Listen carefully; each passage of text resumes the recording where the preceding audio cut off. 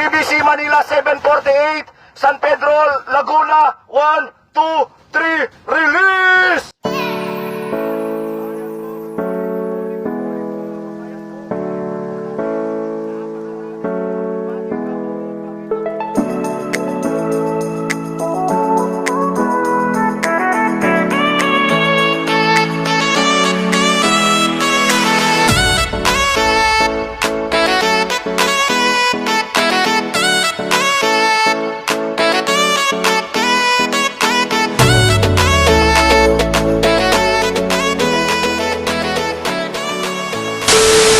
Nakita nyo yung kalangitan sa San Pedro, Laguna, mga kalapatids. Nagdilim sa sobrang dami ng mga ibon na lumilipad kanina sa release area. Kaya kudos and congratulations dun sa pamunuan, management ng club na ating nililiparan, yung BBC. Nako, sana maging masaya yung magiging palaro sa South ngayon. Alright, so ngayon mga kalapatids, abangan natin yung mga ibon. On the way na sila papunta dito sa ating kulungan. Kung hindi ako nagkakamali, more or less 40 kilometers lang yan. Saglit lang yan sa ating mga alaga. Considering na may hangin, lalo na kung sasabayan pa ng tailwind yung ating mga ibon. So itutulak yan para lalo silang mapabilis. Kaya bago sila dumating, ayusin na natin dito. Alisin ko na to para mapalitan ng electrolytes na ating pangsasalubong sa ating mga mahihinang nilalang na chocobo. At tutukain na rin natin yung ating mga alaga dito sa breederan para wala na tayong utang sa kanila. Magko-concentrate na lang tayo sa abangan. Kaya tutok lang mga kalapatids, titignan natin kung ano yung magiging performance ng tatlo nating ibon. So paglalaban-laban uli natin sila, itatrack natin yung kanilang bilis, kanilang performance, kagaya ng ginawa natin nung mga nakaraan dun sa ating tatlong ibon. Friendly competition dito sa ating loft. At kung sino yung mag-perform sa kanila, yung matitira, may pinakamagandang performance, yun yung ating i-entry kapag ka nagsimula na ang derby. So sana makarating tayo sa derby. Kaya tutok lang dito mga kalapatids. Sa hindi pa nagla-like, comment, share dyan mga kalapatids, ano pang hinihintay nyo? Nagtutukaan na dito sa ating breederan. At dahil maganda yung sikat ng araw ngayon mga kalapatids, eto ibibilad muna natin itong ating mga ibon na naririto. Ito yung line breed natin, yung merong singsing ni Angel. Ayan, no animals were harmed during the filming of this video. Samantalang ito yung dun sa ating old line na nakapares dun sa Vandenbroek. Ayan, alright, so sabay na pisayat mga kalapatids, kaya sabay na sabay din natin sila siningsingan. So bibilad muna natin sila dyan habang pinapatukan natin yung kanilang mga magulang. Vitamin D, pinag-usapan na natin yan sa mga nakaraan. Sa mga kanubi natin di pa nakakanood, panoorin nyo na lang yan, yung episode na yan, para sa ilang mga kaalaman. Samantala dito uli sa ating breeders area, ayan, ubos na agad yung ating ibinigay na patuka. Nung mga nakaraan, pinurga natin yan. Pagkatapos purgahin, cleansing, sa pagsasagawa nun, maaaring naapektuhan yung kanilang mga good bacteria at gut biomes sa kanilang pangloob na sistema. Kaya para maibalik yon, eto mga kalapatids, naka probiotics tayo ngayon. Bibigay natin to sa kanila, paiinom natin sa kanila para makabawi yung ating mga na-disrupt na balanse sa kanilang panloob na sistema. May episode tayo ukol dyan, panoorin nyo na lang, okay? Binigyan ko pa mga kalapatids ng isa pa para hindi na natin sila pakakainin mamaya. One day feed lang yung mga yan, wala namang ginagawa yung mga yan eh. At napansin ko itong tatlong ibon na to na bagong dating dito sa ating breederan, nung mga dumating sila, nako, ang lalamya nila. Siguro nahihiya at naninibago lang sila dito sa bago nilang kulungan, pero napakalaking pagkakaiba nung simula nung dumating sila. Natapos natin silang i-cleansing mga kalapatids. Ayan, tingnan nyo, pati yung mga balahibo nila kumintab mga kalapatids dahil malinis na at hindi na sila kamot ng kamot na nakaka-stress sa kanila dahil sa kanilang mga kuto nung mga nakaraan. Inom.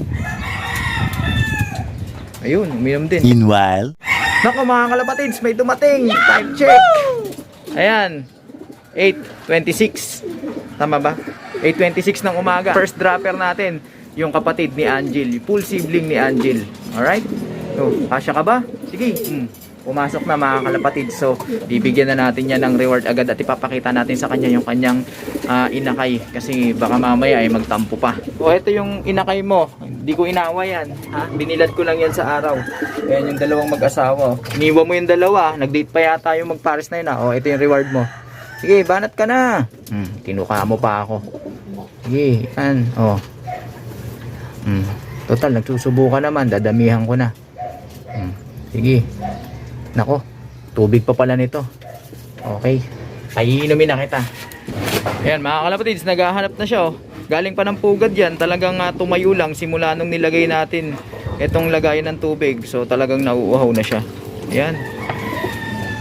Probiotics na may electrolytes, mga kalapatids. Yun. Sige, banat.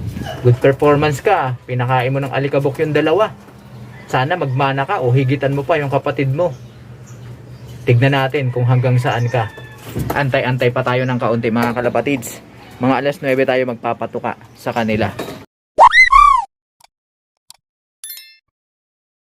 Sayang wala tayong stock na grits dahil pagkatapos ng purga at cleansing, mas maganda kung bibigyan natin ng grits at probiotics. Combo yan para gumanda uli, bumalik yung balanse at magandang proseso ng kanilang panunaw o digestive system. Bukas na lang siguro natin sila bibigyan. O siguro kaya motivated umuwi dahil may inakay siyang susubuan. Pero makikita natin yan kung dahil lang ba sa motivation kaya siya umuwi ng ganyan.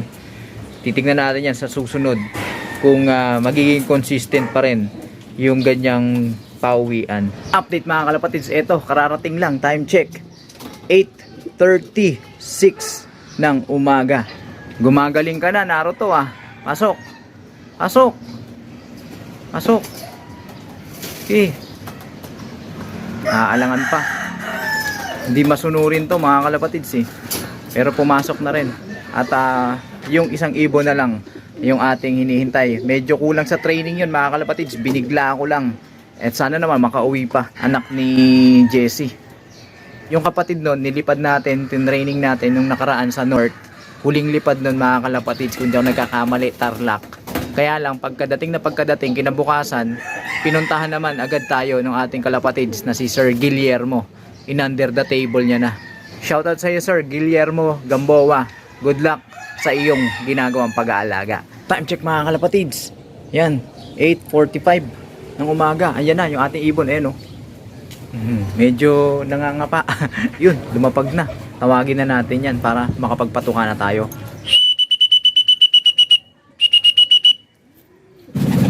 Yan na mga kalapatids, bumaba na. Akala ko hindi makakabalik to dahil napakatagal nang walang lipad nito. At kung hindi ako nagkakamali, ang huling lipad nito San Ildefonso, Bulacan pa. Ngayon, South ang ililipad niya. Kunin na natin tong patukaan natin. Yan. Alright. Ayan. Ayan. Okay. At ito, yung ating trapdoor, bubuksan natin. Kasi nga, meron tayo dun tinuturuan na dalawa. Sipol muna uli nga tayo. Okay. So, ayan. Ayan, papasok na yan. Pasok. Ayan. Ayun, pasok. Buso natin to. Para sa bagsakan na lang. Bahala na sila dyan. Okay. Tapos ito, buksan natin to. Yung trapdoor. Para pumasok sila. Sana lumipad na naman. O, tumalon. O, tignan natin. Ito yung malakas yung lobo. Yung nagka-problema. Sige. O. Ikaw, bumawi ka. Kahapon, ikaw yung nahuli. Talon. Yun. Tumalon din. Nako, binubugbog yung ating inakay. So, ayusin ko muna dito sa ating viewing. Ayan, mga kalapatids, inayos ko na sila para hindi na sila mabugbog. Dito na sila pakakain. Ang mahalaga, sa tuwing pipito tayo, papasok sila sa pamamagitan ng trapdoor at dito sila kakain para ma-program sa isip nila na kapag kakakain, kailangan pumasok sa trapdoor. Okay? So, yun mga kalapatids, maraming salamat sa inyong pakikiabang at pakikipagkwentuhan dito sa ating munting tambayan. Sa mga hindi pa nakapag-subscribe dyan, mag-subscribe na kayo. Hit nyo na notification bell para updated kayo sa ginagawa nating kwentuhan. Mag-like, comment, share kung nagustuhan nyo ang video ito, para nang sa ganun marami pa ang maabot ng ating programa. Pakisuportahan ang ating Facebook page para sa tuloy-tuloy na kwentuhan, nakapupulutan ng mga kaalaman. Paano mga kalapatids? Hanggang sa susunod nating pagkikita, keep safe everyone. Paalam!